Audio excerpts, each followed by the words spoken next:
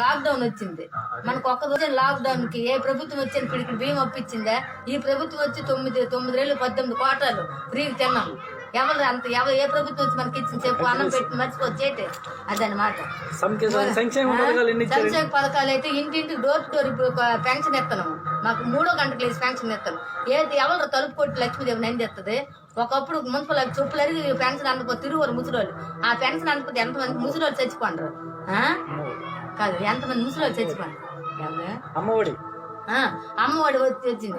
జనవరి అయ్యేసరికి ఒక్కొక్క తల్లి ఆయి కొంటారు. పండుగ వచ్చిన పిల్లలు ఇంట్లో కలకల్లా ఆడుకొని బట్టలు బందులు అన్ని తీసుకుంటారు. డబ్బులు పడితే ఆమె మీద ఉండు. ఆ మొగుడు నిన్న పక్కన పెట్టేస్తాడు. బట్టల కింద మొగుడు ఒకటి తాగి తిరుగుతాడు. నా జగనాన్ని డబ్బులు వేస్తాడు. పిల్లలకి నాకు అంత పండుగ చేసుకుంటాను అంటాడు. అదొక ఆధారమేనా? ఒక ఇంట్లో ఒక ఆడది వ్యాపారం చేసుకుంటే 10,000, మగోడికి 10,000, ఆటోలకు 10,000, మంగళూరుకి 10,000, చాకలోకి 10,000. ఏటి ఆగుతుంది? ఈ ప్రభుత్వం చేతి నష్టపోయింది. అందరూ